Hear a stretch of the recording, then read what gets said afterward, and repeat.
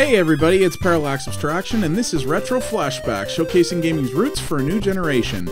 So, over the Christmas break, I was listening to Giant Bomb's Game of the Year Deliberation podcast, as, you know, you do if you're a hardcore duder such as myself.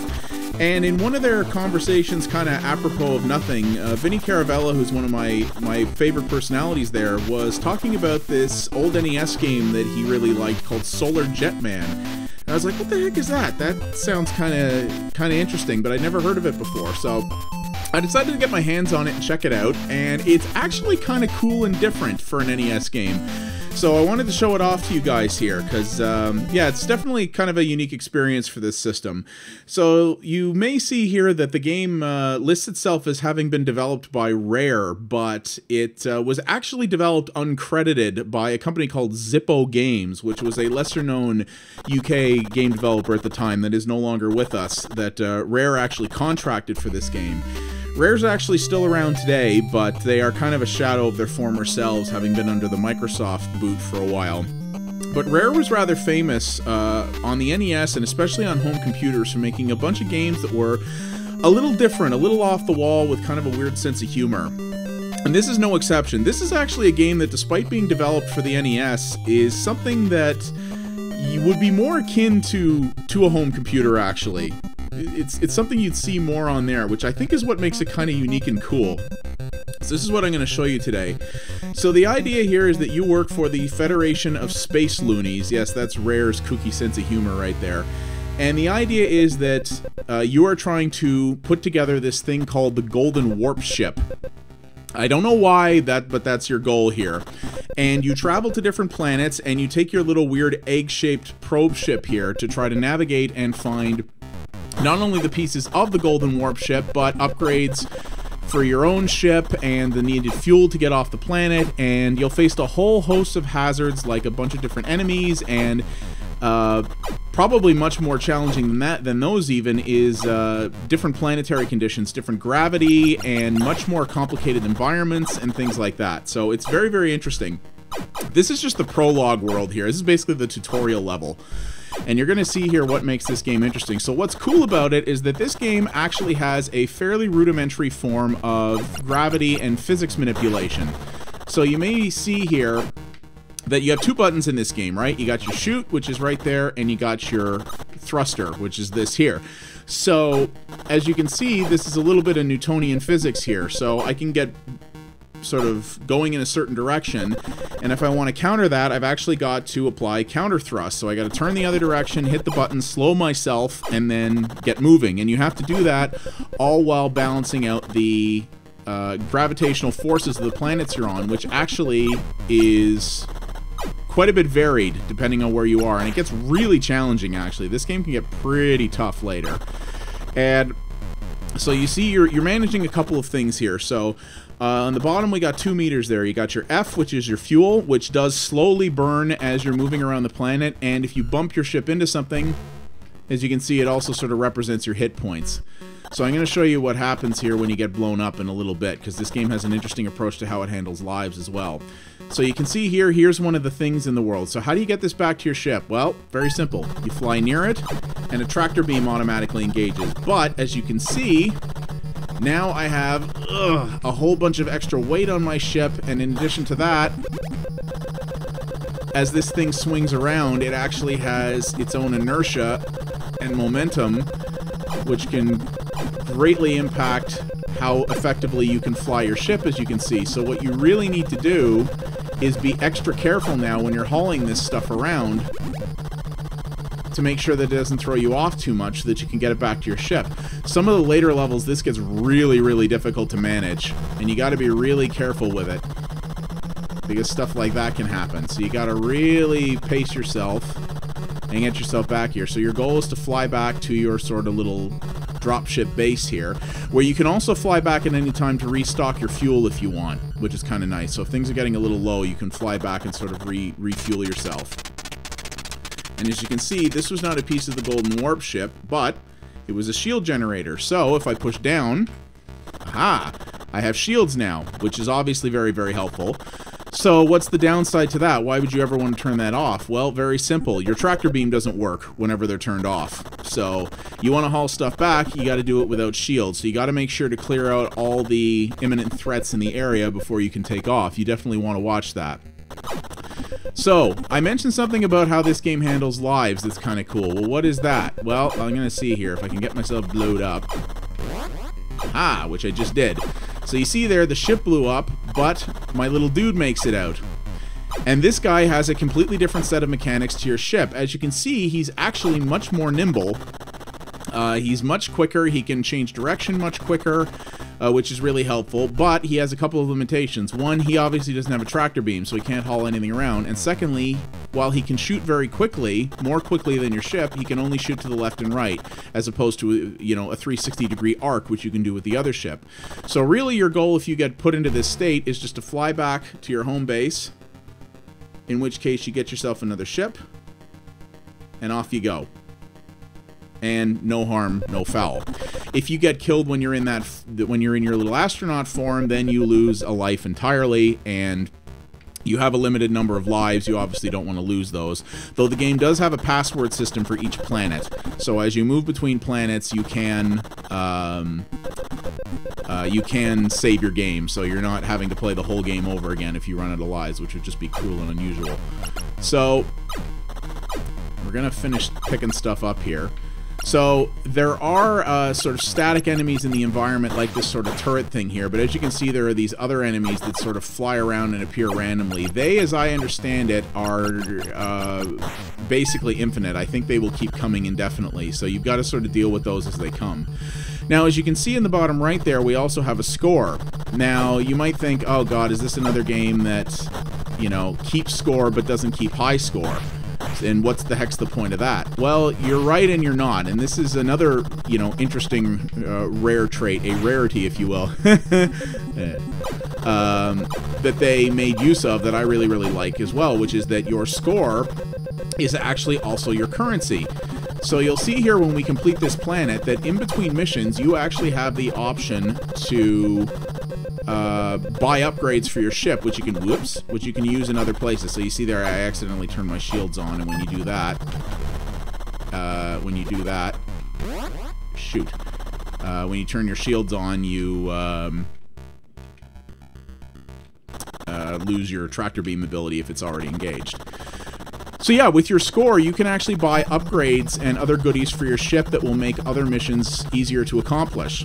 So you actually do have an incentive if you want to sort of stick around and take out enemies and sort of build your score up. So you see here I've collected enough fuel, so on other planets you'll sometimes need multiple fuel canisters. You can't actually leave the planet until you have enough fuel to take off. Why just big fuel canisters that are clearly labeled as such are scattered around alien planets? I don't know, don't ask questions. It's an NES game. So, yeah, that's what's kind of cool, is you actually do have an incentive to stick around and kill a lot of enemies if you want, because you can actually use that in order to upgrade your ship to make your life easier later on, which is really, really cool. It gives you a sort of greed mechanic to exploit when playing the game, that it doesn't just go beyond getting a high score, that in a game like this, you know, you're not really going to probably compete for score with your friends. It's kind of pointless in that regard. So they took the standard score mechanic and kind of added a little bit to it to make it more interesting and give you a good reason to take care of it. So that's kind of cool. So we've picked up everything that we need in this area. Well, actually not necessarily. So we got one more piece over here. Let's go grab this before we go get the Golden Warpship piece. So this, I believe, is optional. I think you don't actually need this. But this basically gives you a nice little score boon that you can use to, once again, buy more kit, which is a very good thing indeed. So let's go return this. Gotten semi-decent at this. I actually had gotten very good at this game before I sat down to record it, but because of various technical issues that are way too boring to tell you guys about, this is seriously like the... Wow, totally looped that around.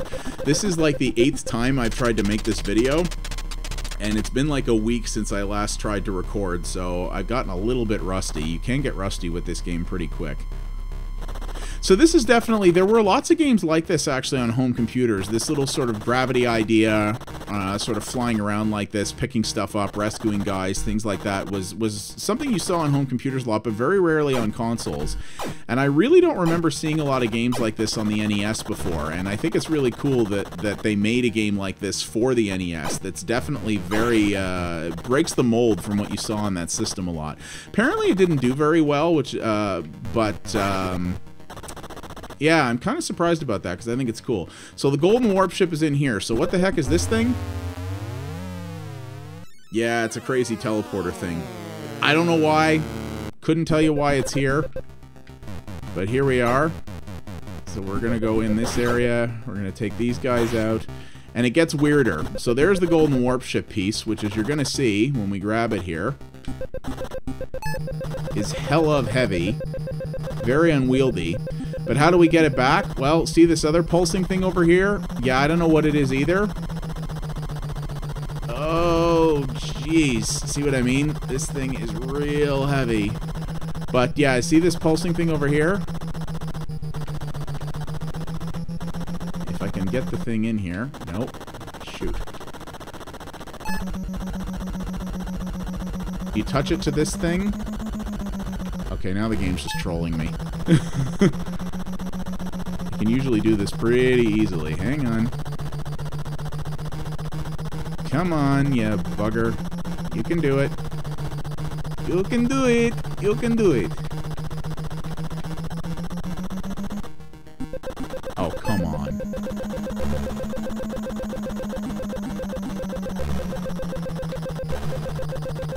Seriously, this is not... There we go. Jeez. So, alright. So, as you can see, we found a piece of the Golden Warpship. As you can see, there's potentially quite a large number of pieces. And yeah, touching the thing to that just instantly warps it back to your ship. Why you can only do it with that one thing? Couldn't tell ya! I don't know if the game explains that at all. Also, I don't know why this happens either, but you'll see. Just roll with it.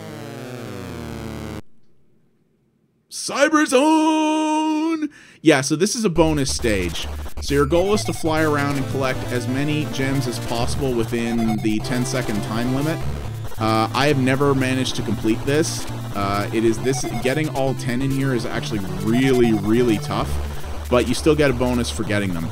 I don't know why this happens. I don't know why you enter in here for picking a piece of the warp ship up, but hey, I'll take it. It's a video game.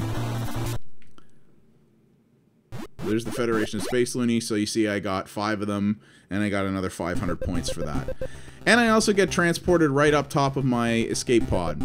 Again, don't know why, but I'll take it. You know, having to make the return trip, kind of a pain, right? So yeah, we're done on this planet, so we can either go back and explore some more if we didn't pick everything up, because there are things you can miss, but we did pick everything up, so let's get the rock out of here. And this is kind of the gist of it. So you're going to do this type of thing on multiple different planets, multiple different environments. I know, yeah, the way ships warp in this game is oddly stylish and cool. So here we go. So, and yeah, you're going to do this thing on a bunch of different planets of increasingly large levels of challenge. This, like I said, this game gets tough really, really quick. But it's cool. It's, you know, despite all these neat mechanics that it has, the game doesn't really have much NES lag to contend with, so it runs very smoothly for the most part. And the presentation's, you know, graphically it's somewhat minimal, but it still looks nice for what it's trying to do. And the soundtrack, again, it's kind of minimal, but it's, you know, got a little bit of a beat to it, so it's kind of neat. So yeah, here we are at the Interstellar Marketing Company, so this is where we can spend our money. So, as you can see here, we can get homing missiles, time bombs, titanium bullets, efficient engines, which is kind of nice, and a mapping device, which is really expensive. I bought this once, and I don't really know what it does. I never really figured that out, but... So let's buy an efficient engines, and, I don't know what homing missiles do. Let's buy that, and let's buy some titanium bullets too while we're at it. You can actually apply multiple upgrades to your ship when you get to different areas, so let's go do that. So here's the next planet. So this is Mexamorph. As you can see, the gravity and the diameter are much different. Very different. So the gravity is much higher, the planet's much bigger. You also have a password if you want to come back here. yeah, it looks a little different from the last play, doesn't it? But our goal is the same. We're here to grab some stuff and find the piece of the Golden Warpship and so on and so forth. So, as you can see here, you can equip your pod before you leave if you want with what you bought. So, let's turn on the homing missiles, the titanium bullet pack, and the efficient engines. I think you can only have 3 upgrades on at once. Maybe it's 4, I'm not sure. But I've got the 3 here, so they're all active at once. So we'll jump in here. I don't know what that pile of stuff is near the edge of the screen. Kind of looks like a garbage pile, but I don't know. So here we are. So interestingly, it says we have our homing missiles there, but pressing my fire button doesn't seem to be firing them, so I don't quite know how that works. Pressing the select button isn't doing anything. Down still gives me shields. Yeah, that's not something you have to find on each individual planet, by the by. The shields, you can you get those and you keep them, which is kind of nice. Also, the efficient engines, I can definitely say, are helping. This planet, as I said before, has much stronger gravity. With the normal engines, canceling out your inertia takes a lot more effort, actually, than it is here. So this is actually helping a lot. So yeah, the W thing there is supposed to be your specialized weapon ammo, so I would presume that's the homing missiles, but I honestly don't know how to shoot them. There's only a handful of buttons on the NES controller, so I'm not sure how to do it. So we've got a bit of something here. I don't actually know what this is, but... oh my. Even with my efficient engines, I don't seem to be able to... oh, well, kind of. If I point straight up, I can kind of get moving, sort of, but not really. Yeah, I basically can't get sufficient momentum to take off with that, which is a little bit of a concern, so... but yeah, so you get the idea here of this. This is a game that I could say is definitely not going to appeal to everyone. I mean, there's a reason that games like this weren't super prevalent or super popular on the NES. They're definitely you have to be into this kind of mechanic. And like I said, this is something that you saw more often on home computers back in the day. And it's something that I think, oh yes, these little enemies here are gravity swells. So there's blue ones that will actually pull you towards them, and red ones that will push you out from them. And those are actually enemies that you can destroy. And you'll have to frequently. They're pretty nasty little buggers. So as you can see here. Alright. And as you can see, like, I'm already losing a lot of hit points in that here. I mean, I'm not playing this as well because I'm talking over it, but yeah, this game doesn't pull any punches. And because this is a much bigger planet, this could be a really long hike back to my ship as my little dude if I had to do it. So it can get quite tricky. So it's challenging as well, and like I said, this is not something that necessarily everybody would have been into at the time. You had to be wired for this, and you know, I will say that computer gamers maybe would have found this more appealing. But that is one of the things that I liked about Rare, is that Rare was never afraid to take a risk on doing something a little different and off the wall compared to their competition. And aha, here we go. I can take this back. And this was definitely that case. They got an idea. I don't know if Zippo Games brought the idea to Rare or if Rare contracted them to implement this idea. But yeah, they decided to take a chance and say, hey, this is a game that was popular on computers. Maybe console people would like it. And I don't know how popular this game was. I actually never knew about it, so maybe it wasn't that popular. But they decided to take a chance and do something different, and that's something I'll always give Rare credit for, especially back in the day, is they did some odd stuff. The other Rare game I've covered on the channel so far is their adaptation of the pinball table for the NES, which was a weird idea, kind of off the wall. You're like, why would Rare do something like that? But they did it, and they did it kind of well, actually. Oh, shoot, I screwed that up. And that gem's stuck in the rock, so that's not great. So stuff like this I'll really give them credit for. They didn't always hit. Some of their games were kind of not always great, but this is kind of cool. But I would say that if you want to check this out, which I think you'll have to get yourself a cartridge if you want to, because I don't think... oh dear, you know what I just realized? Do you lose... oh, I think you lose your equipment when you... yeah, you do. Oh, that's nasty. It looks like you actually lose your equipment when you have a pod explode, because those homing missiles that I bought in that I never got to use are actually gone now. So, oof, that's even nastier. Yeah, man, that's tough. But, yeah, I think this is cool. If you want to play this, you're going to have to probably find yourself a cartridge, because I don't believe it's available on any digital platforms, which is kind of unfortunate. But it's a cool idea, and this kind of game I liked. I used to play a lot of stuff like this.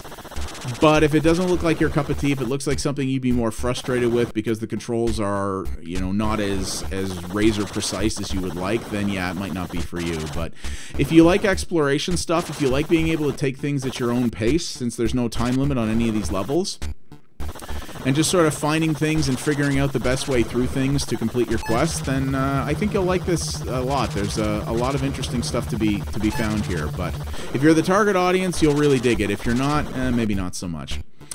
So yeah, that is Solar Jetman, Quest for the Golden Warpship, developed by Zippo Games and Rare, and published by Trade West for the Nintendo Entertainment System in 1990.